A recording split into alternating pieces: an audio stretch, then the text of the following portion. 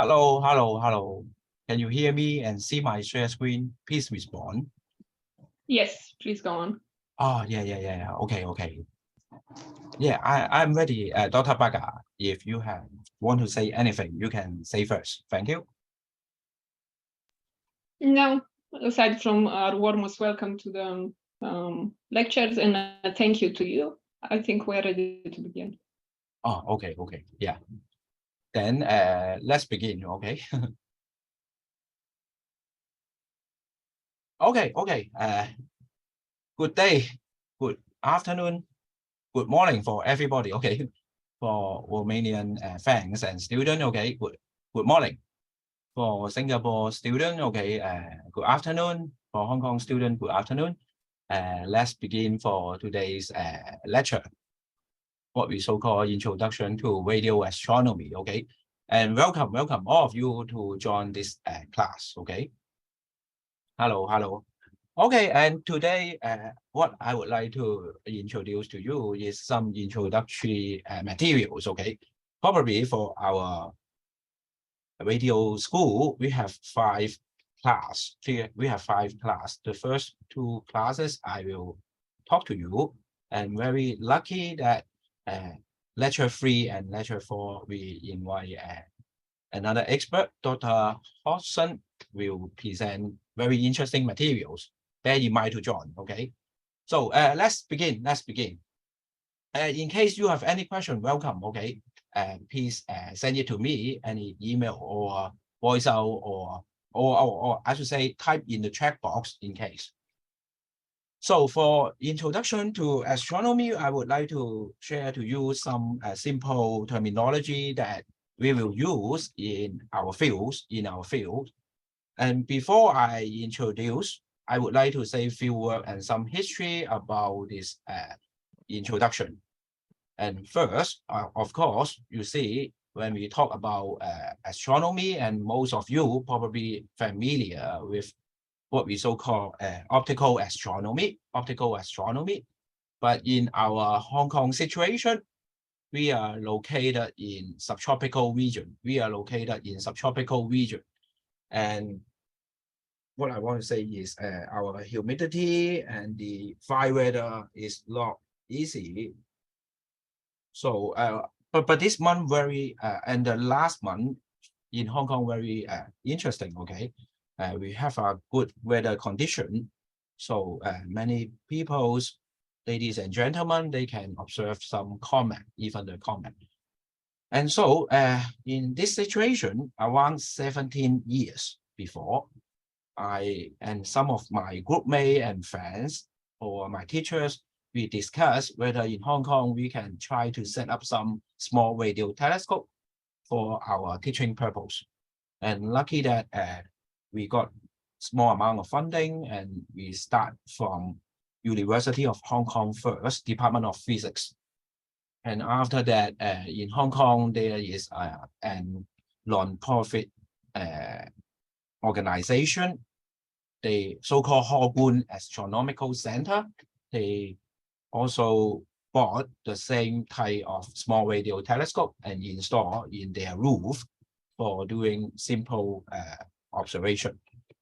Okay, now why?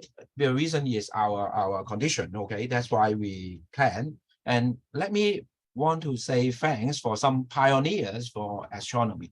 Around 90 years ago, like in this picture, you can see a gentleman. You can see a gentleman here, and he is my idol. Okay, of course. On the right hand side, we have another idols. From my point of view, I will say both are so-called the father of radio astronomy. And what they did around 90 years ago, on the left-hand side, this gentleman, so-called Karl Jansky, he set up some so-called dipole antenna.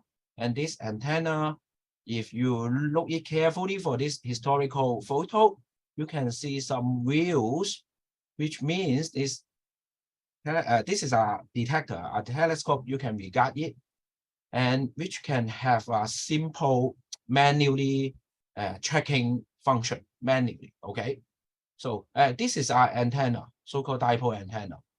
And I will regard it as a telescope. You may say, this is a telescope? Yes, I will say, yes, this is a telescope. And this gentleman, he detects some very interesting signal, probably around 23 hours, 56 minutes. The signal will be repeated from his detector. And you see, if you know some background knowledge for astronomy, this is very sensitive hour, okay, so-called sidereal time. But I don't go through the details, okay. And after this discovery, and this gentleman published a paper in some journal talking about he got some extra galactic detection in terms of around 20 megahertz. I hope I remember exactly correctly, okay, for this value.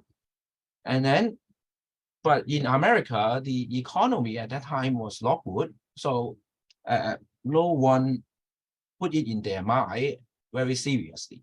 Only on the right-hand side, this gentleman, so-called Weber,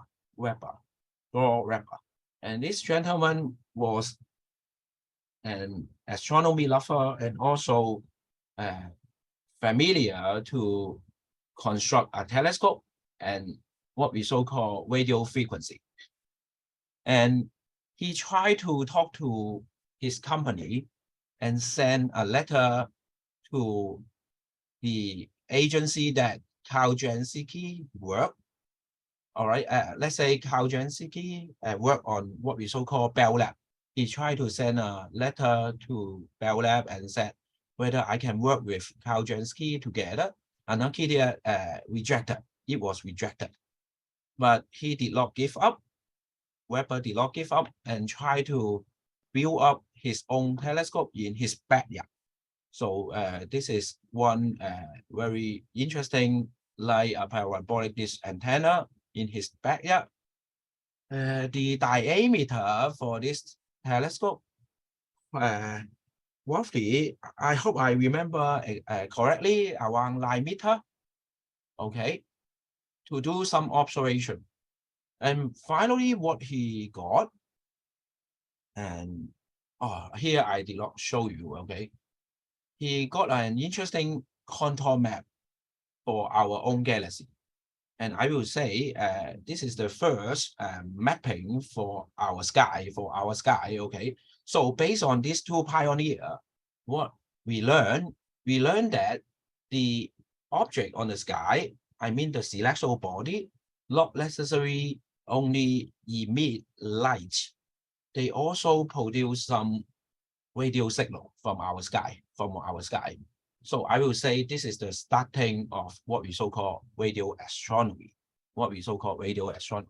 Nowadays, from my point of view, I will say both are so-called father of radio astronomy. And we will come back to the name for Carl Jansky, because we will teach you an important unit with respect to his name, Jansky. All right, and now we move on to another important things that we want to introduce to you. When we talk about radio astronomy,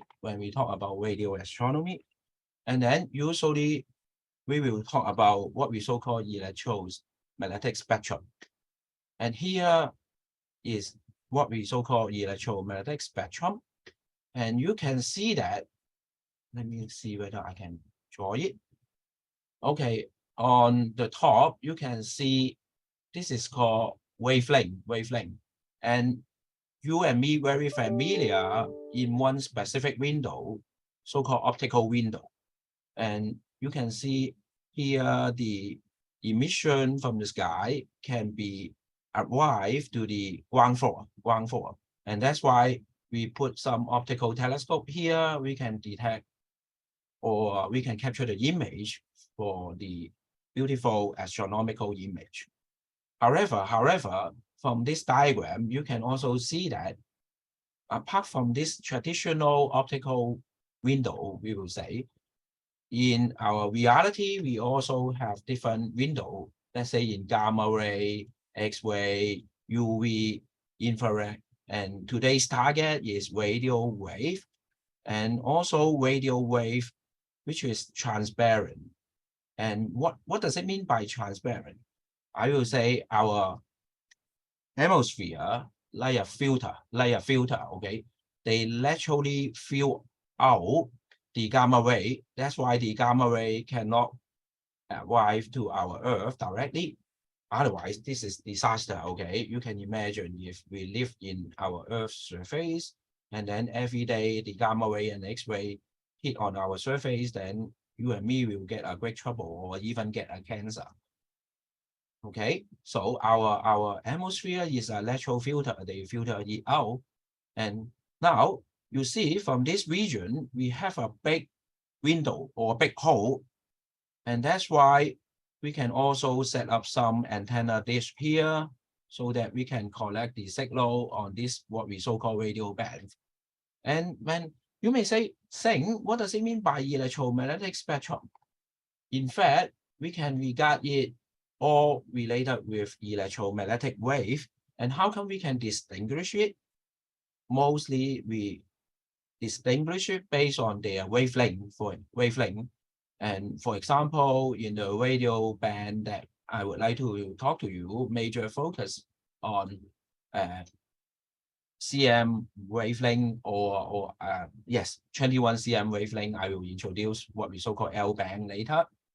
And 21 cm, I think you have feeling. If you have a ruler, okay, you can imagine 21 cm, how long is it?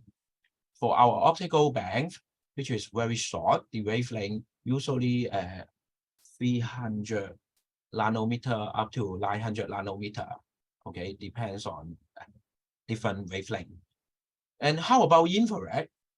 For some position, we can, let's say, install some infrared detector or infrared telescope on some top mountain, but in our Earth, not suitable to construct, let's say in Hong Kong, okay, impossible. And also we don't have a good infrared detector. Infrared detector is very serious, okay? Even sometimes their resolution and their sensitivity is higher than military purpose, okay? So not easy. And also the infrared will be affected by the humidity much. So that's why we usually install it on the top of the mountain so that we can detect some infrared.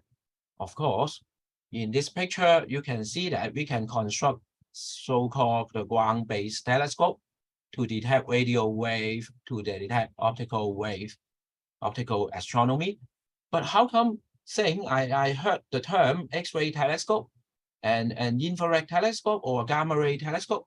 Yes, in another way around, you can imagine if you want to detect gamma ray, X-ray, and other wavelength not on the ground base, we need to launch some space telescope or space probe, okay, outside our Earth, and then if we detect it, but that is outside what I want to say, so-called space astronomy.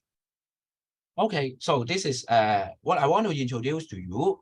The electromagnetic wave, one of our distinction is based on their wavelength.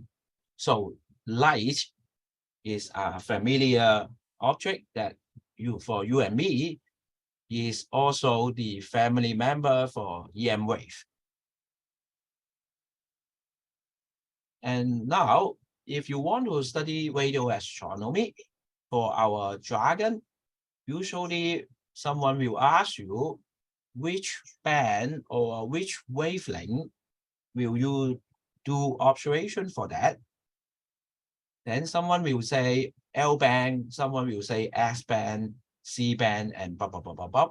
And here is a table want to tells you you can classify the radio wave into different bands because from the spectrum, you see here with a big window compared to the optical window. So the different wavelength on radio band can also subclassify into different subband, such as the target that I will talk to you is L band, and probably another expert will talk to you another wavelength. This is class electric 3 and electric 4. Okay, please pay attention. And microwave student, you should be familiar. Am I right? You see in Hong Kong, most of the family we have a microwave oven, although not very healthy. Okay, but we have one.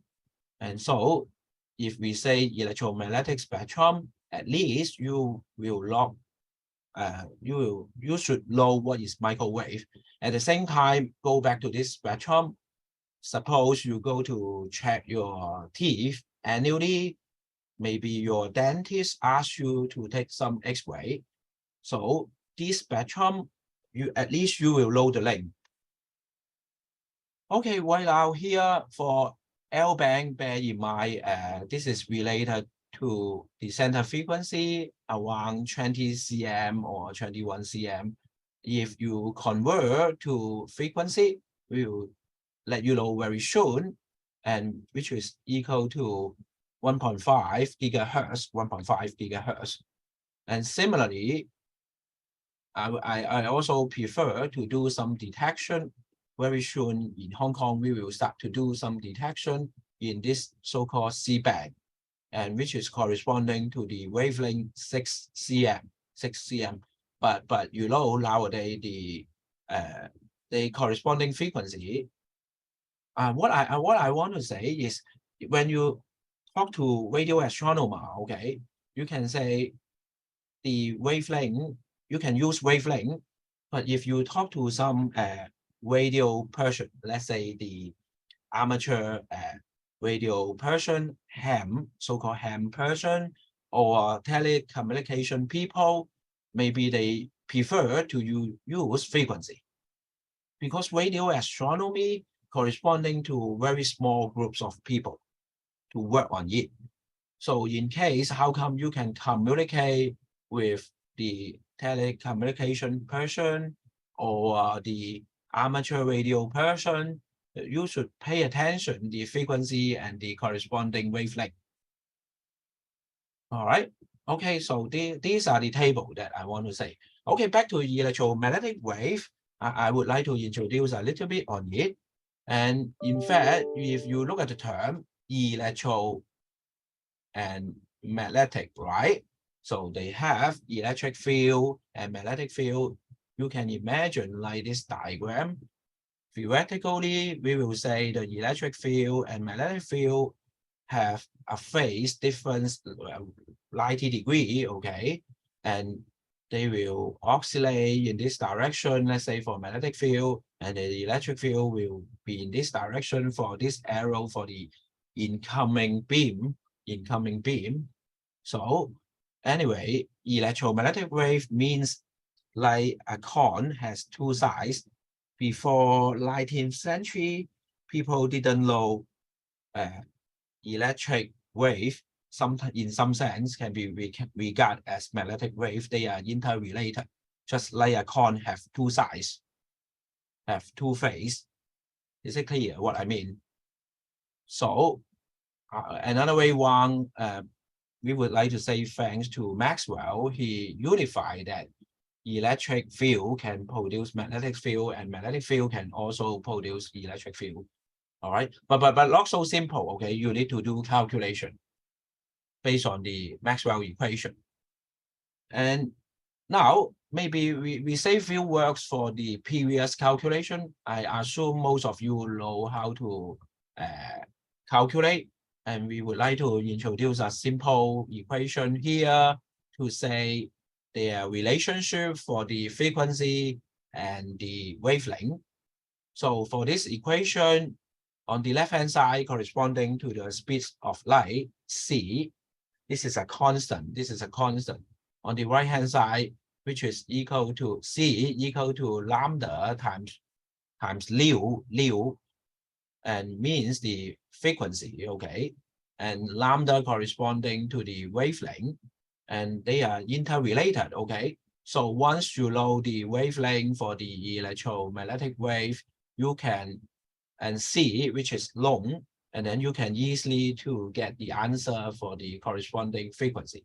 Okay, maybe look at this simple example, okay, and calculate the frequency and wavelength respectively corresponding to 21 cm and 610 megahertz.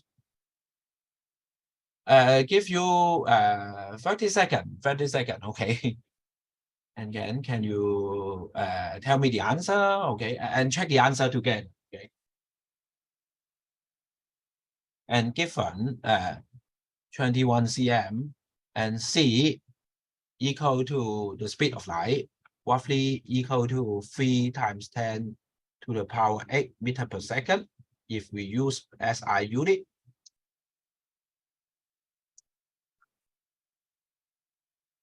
Okay, let me show you the answer. Oh, no, not here, wait. Let me magnify it. Okay, can you see the answer for all of you? Okay, here corresponding to the calculation. So suppose you have a detection on 21 cm. If you put into this simple formula, what we get, C corresponding to 3 times 10 to the power 8 meter per second. Can I magnify it? Maybe I can. Yeah, better. All right, and then you plug onto the simple formula. This is long and lambda also equal. This is long. 21 cm you can change into 0.21 meter. So after you calculate it, you will get 1.4 gigahertz. 1.4 times 10 to the power 9 hertz. Okay, we can get 1.4 gigahertz. Similarly, if you detect some signal on what we so-called 610 megahertz, you can plug into this formula, nu and c, which is long, so you can calculate the corresponding wavelength around 0.49 meter. I think it is easy. You know the answer, and I hope you can handle. Okay, then move on to look at this figure 4. The works not for you, okay. For my myself, the works for me, not for you, and you may try focus on the diagram is enough. And later, I will send this PDF for Dr. Barker, and Barker will send to all of you the corresponding notes. And for figure 4, we would like to introduce a term what we so-called linear polarization.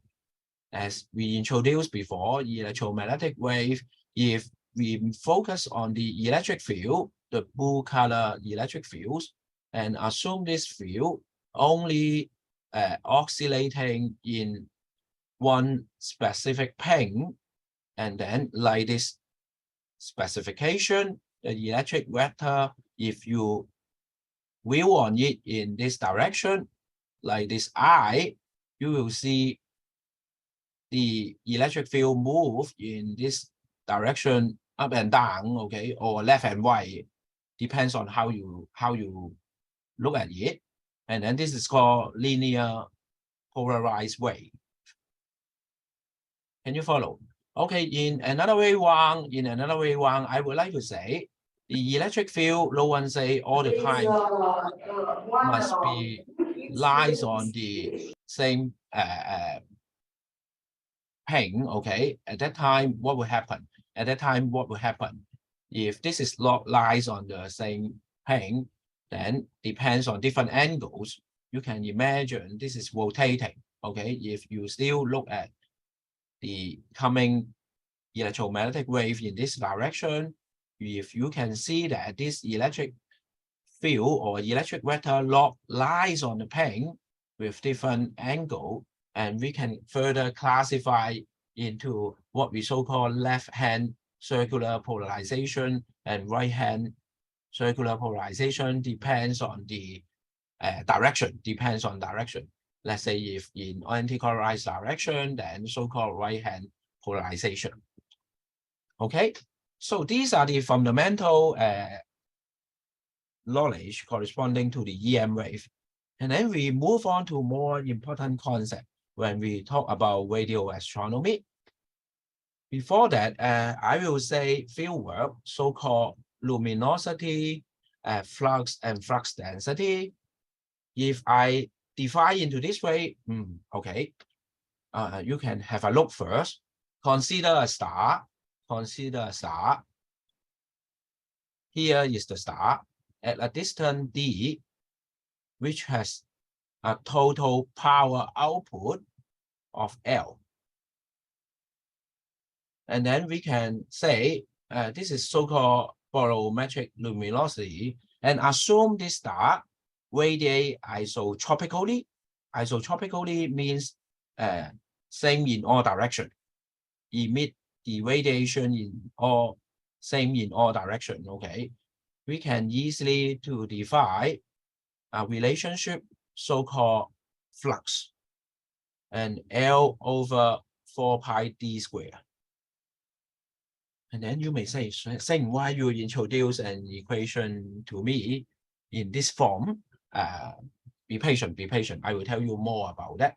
So the first interesting term I would like to talk to you is luminosity, and then flux and flux density. And how come we define on it? Okay, let me talk to you more detailedly. Okay, hope I can draw here. Okay, okay. Yeah, good, that's good. And let me say few words on what I want to say is the following. Okay, and now, one thing I would like to remind all of you, students, 30% of material that I want to discuss to you based on this textbook. So in case you can borrow this textbook in the library or you can buy it, that's good for your study or your learning. Okay, this is a good undergraduate book from my point of view because they have some simple discussion and interpretation with question and solution. For the beginner, I recommend this book. I recommend this book. Okay, now what I would like to talk to you first is so-called radiation physics. I will say few important terms, so-called the total energy emitted, luminosity, flux, and flux density, and blah, blah, blah, blah, blah. So 1.1.1, so total energy emitted. As the astronomer, okay, they want to know the total energy emitted for the celestial body in their lifetime, okay? So during their lifetime for the celestial body, how many total energy they emitted? Of course, this is important. However, you can imagine this is not the real case in reality because we cannot say we can detect the total energy emitted from the celestial body in their whole life. Sometimes the celestial body, their life is longer than you and me. How come we can get the total energy emitted based on their lifetime, okay, the whole life? So this is not realistic if you want to get this total energy emitted. So more realistic will be what we so-call luminosity. And then saying, what does it mean by luminosity? And luminosity, you can imagine, is normalized power. I think power, you have the feeling. So the unit, let me show you the unit, okay? Yeah. The unit for this luminosity, you can, if you study simple high school physics, of course, you know what does it mean by power. So the luminosity corresponding to the wage, okay, energy per unit times, okay, the unit.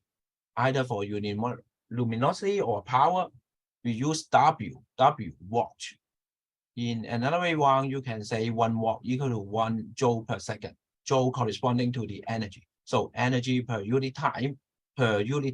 So this calculation, we dividing the total amount of energy emitted by the length of time over which the energy was emitted. This is a normalization. Normalization means per second how many joule we detect. Is it clear? Is it clear?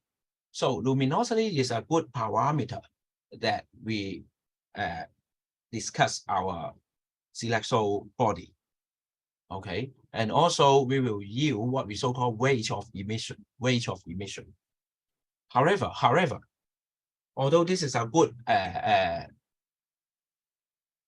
parameter we use, but still not easily to get it directly. Understand the luminosity. So we will move on to another term, so-called flux.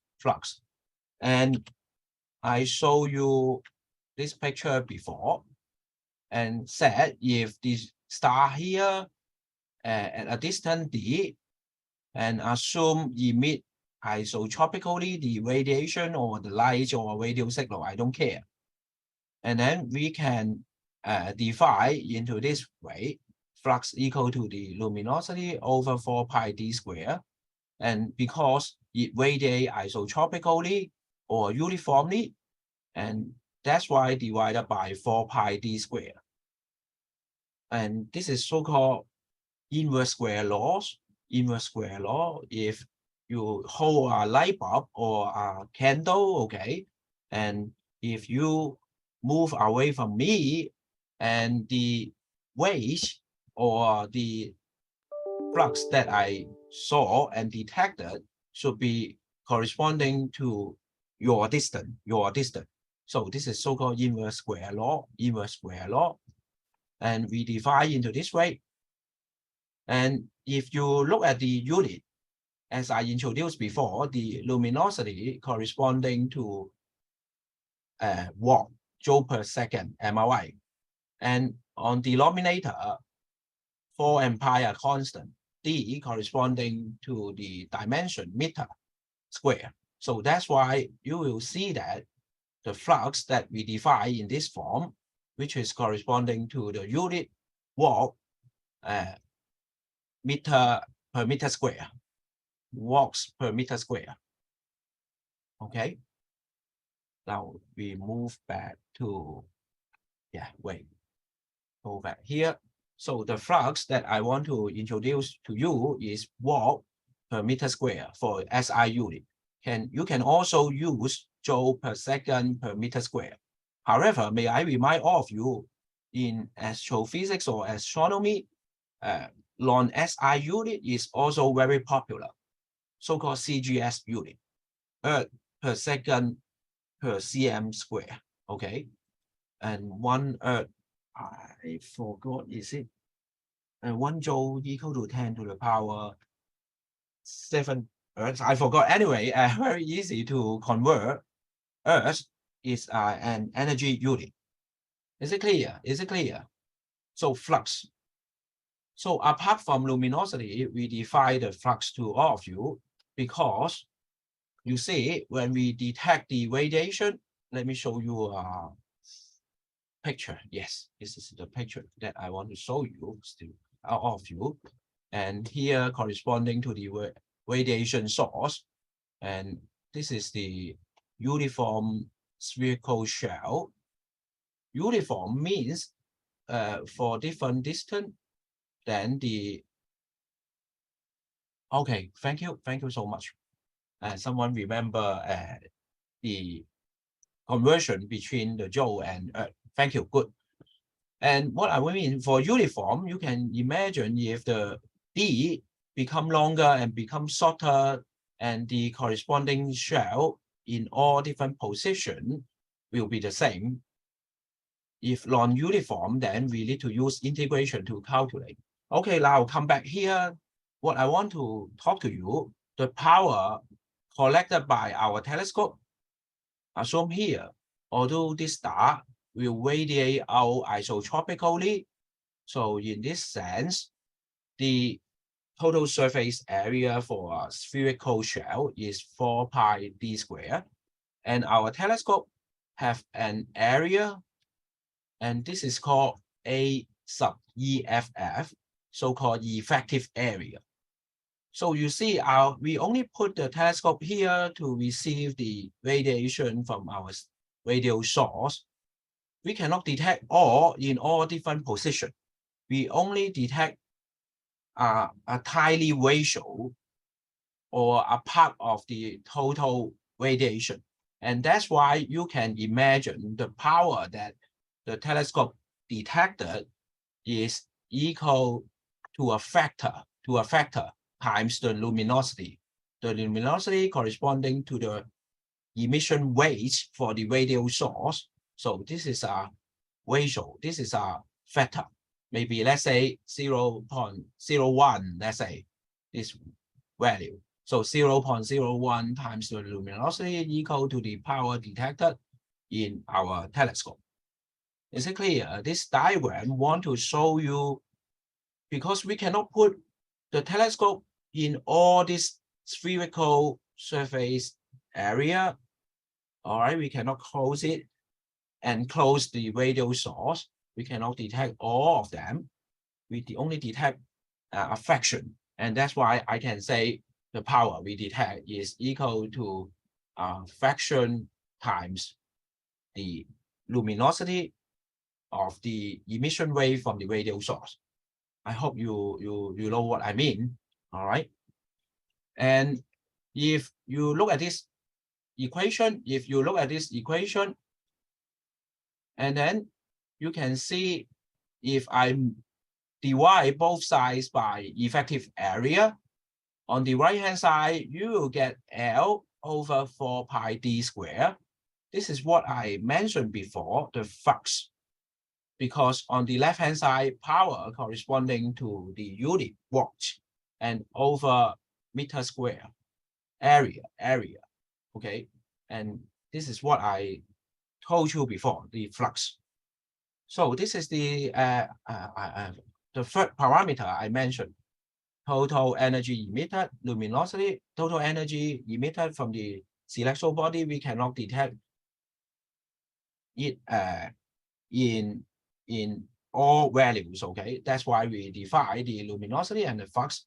However, another more important flux density, another more important parameter I will introduce, so-called flux density. And what does it mean?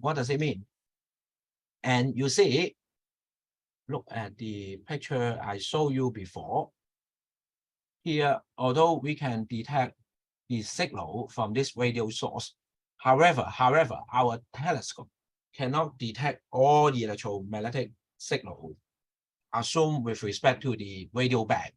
We only detect on some specific band, let's say L band, or even our telescope is wide band, but cannot cover all. We must inform to the reader or to the listener which band you are talking about to or refer to. Maybe you say for some specific frequency, let's say 1.4 gigahertz and etc. So you can imagine I will introduce another terms, log equal to the flux, and I will call it flux density. Let me see whether I put here. Yes, here the flux density, F sub liu frequency, or F sub lambda. You can easily to distinguish both corresponding to one is frequency and the other is wavelength. Okay, first we look at F sub liu.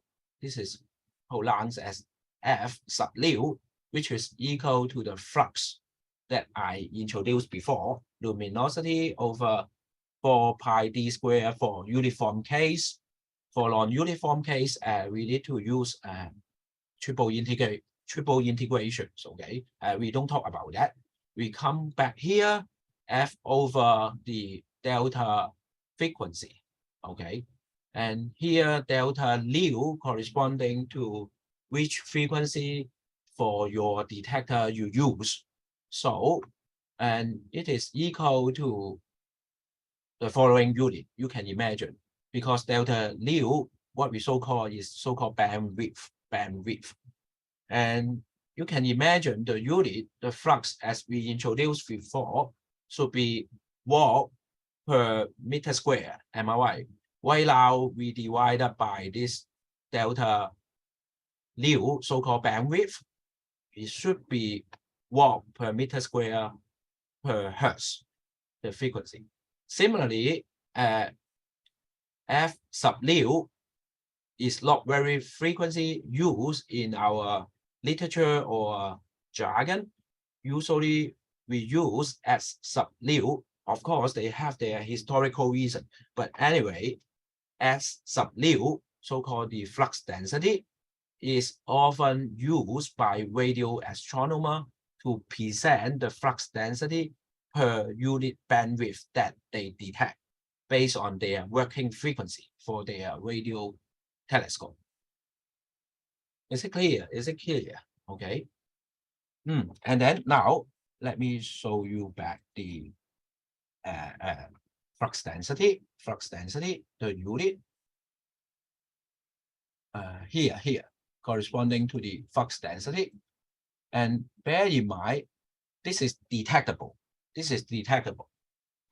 So if I just define it at the beginning to say flux density is corresponding to the flux per unit frequency, then you look at the unit watt per meter square per hertz, you will say, why so trouble the unit? Because here we normalize it per hertz, per meter square. And how about your detector detect the power? All right. So I hope you have the idea why the radio astronomer or the scientist define into this way. Okay, and the flux density is a good concept and very important concept, which is detectable based on the radio telescope. However, we would like to remind you some important remark. The flux density is only useful concept for a point source, in our sky, especially for radio astronomy. We found that on the sky, not only point source exists. More common is so-called extended source. So the source may look like a point, like a star, can be how to say on the sky, may be located some specific angular size. And I would like to introduce one more important concept, okay, so-called solar angle. And can I draw something here? Yeah. In high school, probably you learn what we so-called radian, okay? Suppose we have a zeta, but in Hong Kong, usually we call it pizza, okay? Otherwise, the student don't know what I mean. Okay, this is radius.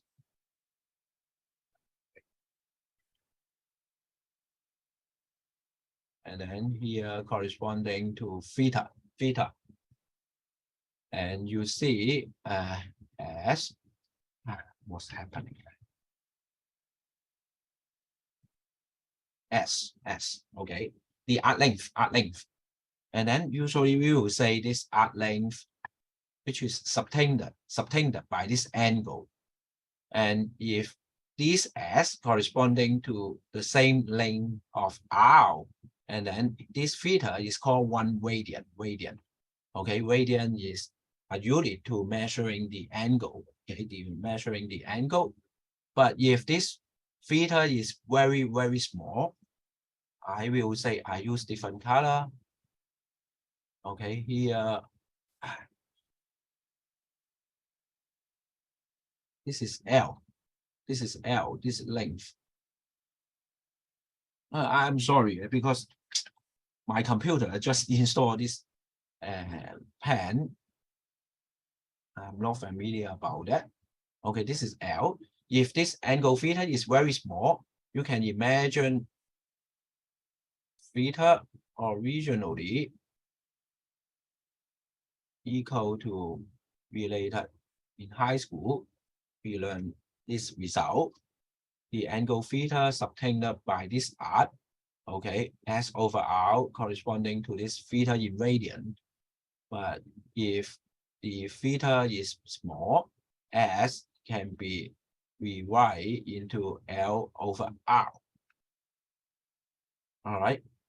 If the angle theta is very, very small, what does it mean by very, very small? So, for example, all of you know what does it mean by psi. Okay, psi theta, if theta is very small, then this is tends to theta. Okay, so if this is small, although this is a curve, this is a line, then very similar, they will be equal, okay? S tends to equal to L. So we can rewrite into this form. Okay, this is the 2D version. We define the radian. Okay, how about the upgraded version? In reality, we need to talk about the 3D cases, and we talk about the simple case, so-called the uniform spherical shell, okay?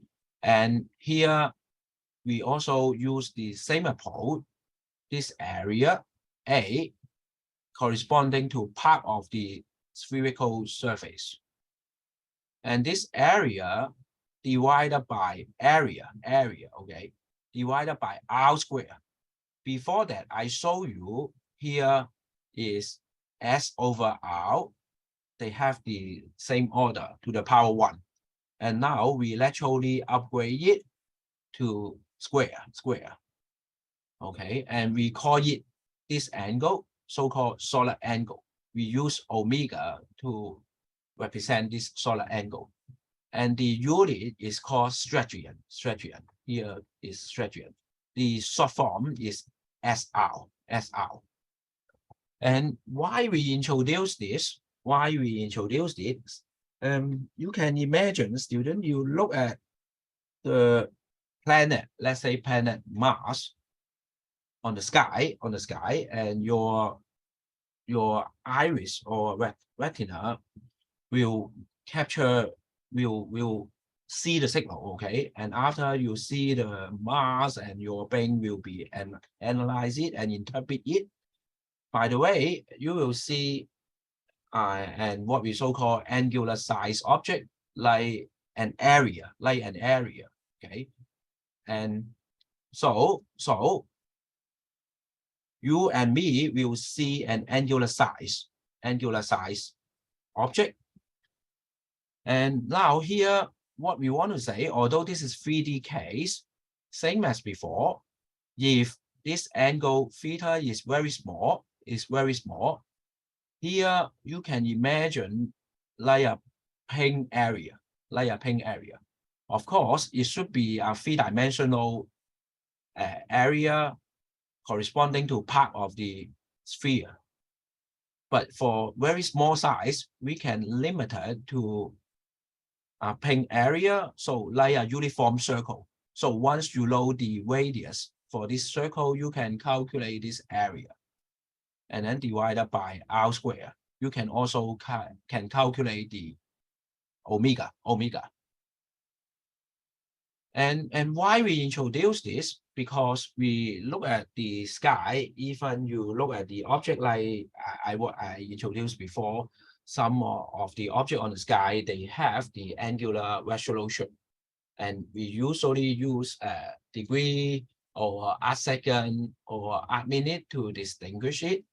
So at that time, I mean, you cannot observe or look at all the object in all different positions. So that's why we also need to take into account this so-called solid angle.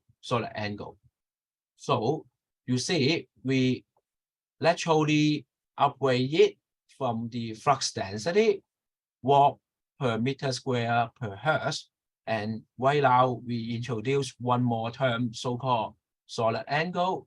We divided the flux density by this solar angle, and we use this symbol B sub nu to represent what we we refer to Dirichlet distribution.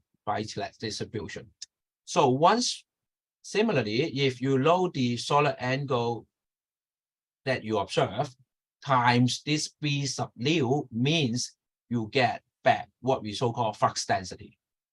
I hope you understand the relationship, and that's why we will say watt per meter square per hertz per steradian. Okay, so this is the simple introduction for some terminology that we need to use in our field. And maybe you don't know what I say. However, okay, we can show you some simple example and hope you can know how to work from it. Okay, maybe read it carefully. You use a radio telescope that has a collecting area, okay, equal to 1.2 meter square. Let me make sure I don't have any typo. Okay, let me see whether I have any typo. Oh, yeah. No. I checked already. Okay, to observe a radio source at a frequency 1420.4 megahertz or 1.42 gigahertz or 1.4 times 1.42 roughly times 10 to the power 9 hertz. With a bandwidth 2 megahertz, you measure a detected power 1.2 times 10 to the power minus 19 watt. Yeah. One important thing I forgot to remind you, I apologize, student, all of you, and so-called Jansky.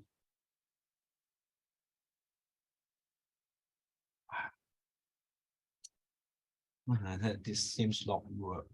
And the symbol is JY. In radio astronomy, we usually, if you go to do some observation for single disk, okay, for array, okay, please wait for lecture 3, learn more about that. And for example, like our small radio telescope in Hong Kong, which one? This one. Let me show you the picture first. Here, this one. This is our small radio telescope 1, small radio telescope 2, and the first one corresponding to 3 meter in diameter, and the second one corresponding to 3.7 meter. Hope very soon it will works. Okay, today this second one telescope we are doing installation. And very lucky. The second telescope can move up and down now. Okay, now this is our small radio telescope for teaching or some small research. All right, what I want to say, come back here, and we would like to memorize the contribution for Carl Jansky, and also the object that we detect on the sky is very weak, very weak. And you may say how it is. You should pay attention when you talk to the telecommunication people or the amateur radio person. They may not know how weak you detect from your receiver because it is very weak. And to avoid very small value, we define a Jansky, one Jansky, JY equal to 10 to the power minus 26. Here, not good. Wait. Let me show you the result here. Is you wait. Yeah. Here. One Jansky corresponding to the 10 to the power minus 26 watt per meter square per hertz, the flux density. Okay, to honor the pioneer Carl Jansky, and the symbol is JY. So bear in mind 1 watt. You don't have any feeling still 10 to the power minus 26. And 1 watt, I can give you some feeling. Like the teacher in Hong Kong, usually we use a small laser pointer, red color, okay, roughly equal to 1 watt. Or your mobile phone to detect the signal 2 watt. However, here you look at the unit, you will see that this is a crazy unit, 10 to the power minus 26 watt per meter square per hertz, okay? You just look at the watch, okay? 10 to the power minus 26 means 0.00000. Anyway, up to 26 zero and put 1. Is it clear? So what the radio astronomer detect on the sky is extremely weak signal, extremely weak signal. So for our small radio telescope, very sorry, if you want to use it to detect the object or to do some observation, make sure that the source means the radio source on the sky, let's say bigger than 100 Jansky, or no, I should say in this way, 10 Jansky. Otherwise, our telescope cannot detect it because our sensitivity is not very sensitive compared to very big dishes. And later we'll tell you why, or in next lecture. Excuse me. Okay, so but if you look at some movie, okay, I encourage you to look at some movie. For example, like this one. This is an old movie. Okay, so-called Contact. A movie, so-called Contact, made in 1997, and they capture, they talk about some astronomer and scientists try to detect some interesting signal outside our galaxy. All right, I encourage you to watch. Okay, at that time in this movie, the important scientist, so-called Dr. Ellie, he detect when he used this VOA antenna, he suddenly detect a signal corresponding to 200 Jansky. At that time, many people, after they watched this movie, they didn't know what does it mean by 200 Jansky, and they sent an email to NASA to ask the scientists, what does it mean by 200 Jansky? Okay, I introduced what does it mean by Jansky, so I won't repeat. 200 Jansky, to be honest, is a very strong signal corresponding to the radio astronomer. Most of the time, they detect in 10 to the power minus 6 Jansky, mu Jansky, or micro Jansky. So this is very, very weak signal. After my simple calculation, I would like to remind you, if some ham people here, 1 Jansky roughly equal to minus 230 dBm, okay? And dBm is another important signal for the telecommunication people they use. So if you meet some people work in this field, you must be patient to discuss or explain to her or him very patiently what does it mean by Jansky. Otherwise, they won't, or they don't know what you mean. Okay, now go back to do some simple calculation. This is one of the target that I want to talk to you today, so that when you go back, at least you have some take-home idea. Okay, look at this example again. So what is the flux density of the source in Jansky at the observed frequency? Given the collecting area is 1.2 meters square, and the radio source at a frequency 1.42 gigahertz, and blah, blah, blah, blah. Sorry. Okay, give you, let's say 30 seconds. Think about that because we don't have not much time. Okay, sorry. please think about it. How come you can evaluate it? Oh, can I write down here? This is very important. If I can't write down, difficult to show you how to do. And detector power is given, okay? Detector power is given, and the effective area, I mean the collecting area, you can regard it equal to A sub effective, A sub EFF, effective area, and the frequency, observe the frequency, and the bandwidth delta nu. So very simple, you can apply the previous equation. Let me see whether I can show you the equation. All right, yeah, here. Effective area, this is long, this is long. Not this one, I apologize. Let me write down to, I write down here.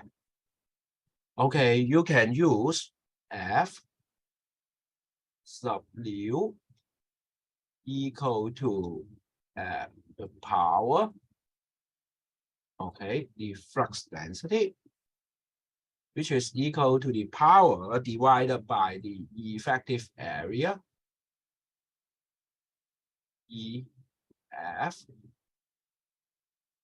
F times the bandwidth. Because I told you before, you can look at the unit, okay? So, excuse me. And the flux density, the unit corresponding to watt per meter square per hertz.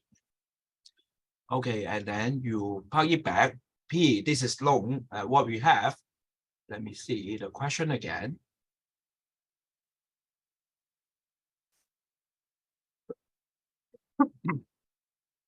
Okay, this is equal to 1.2 times 10 to the power minus 19. Okay, 1.2 times 10 to the power minus 19 watt, right? And the effective area is 1.2 meter square.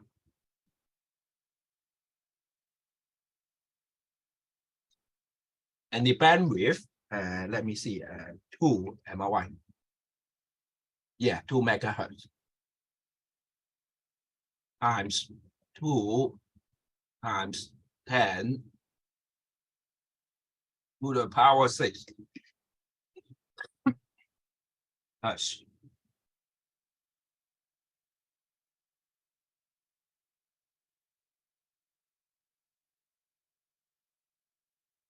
Okay.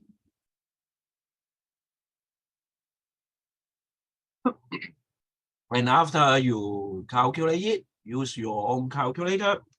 What do we get? You cancel, okay? And what I got is 5 times 10 to the power minus 26.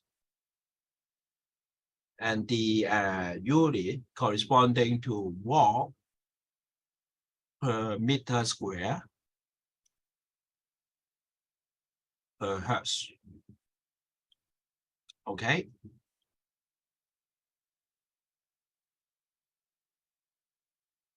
And I told you before, for Jansky, if you want to rewrite in terms of Jansky, and very lucky, Jansky roughly equal to 10 to the power minus 26 watt, okay? So this is equal to 5 Jansky. Can you follow? Can you follow? So the answer is equal to 5 Jansky.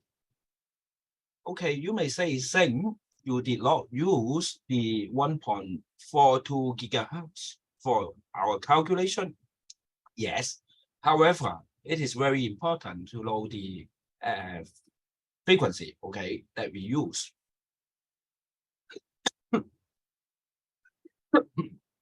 Okay, up to now, any question? Welcome. Any question? Welcome. Let me see the time. All right. However, can I assign you to do some homework? Okay, if you don't mind, would you please take picture first?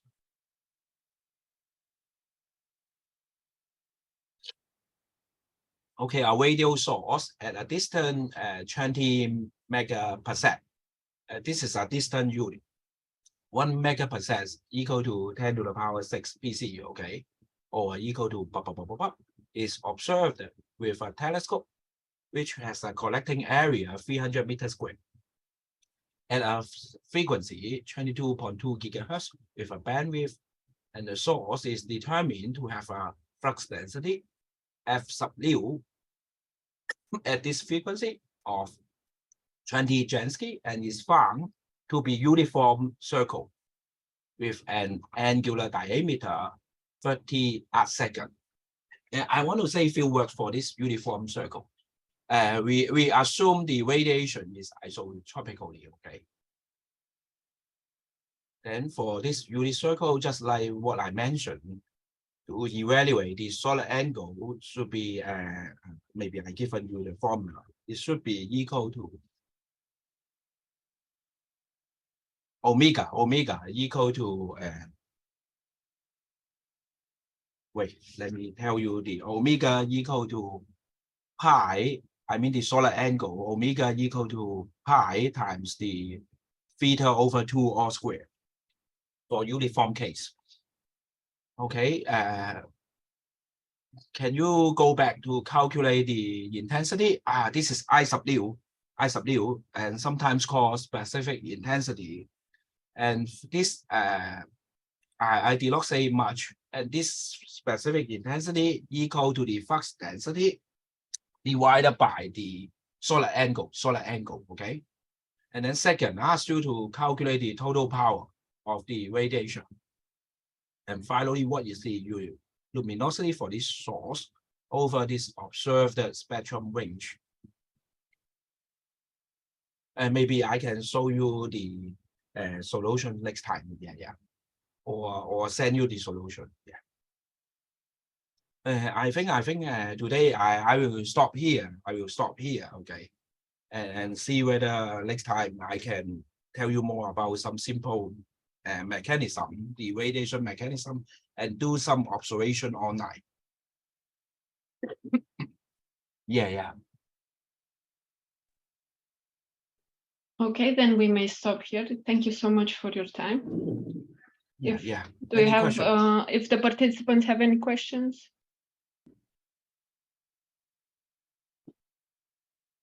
Okay, in any case, if you don't have any questions. Yeah, okay. please. We received the materials for this presentation. Oh, okay. I will send to Dr. Baga, and please help me to delivery to all the registered. Yeah. Of course, okay, when I receive the materials, I will send them to all the registered participants. Yeah. Thank you. I will do it today. Yeah. No problem. And also, because today we also record it. Probably later see where we can upload the video in case you like to watch. That would be great. Some participants have already asked. Oh, I see. Yeah. Even last year, I have the backup. Unlucky that I don't have any space that I can upload it. Yeah. Will do. Okay. Please urge me. Yeah, this is important. Okay. Thank you. Yeah. So thank you all again, and we will meet again next week. Okay. Goodbye. Okay. Yeah. Okay. Goodbye. Good luck and good health. See you. Bye.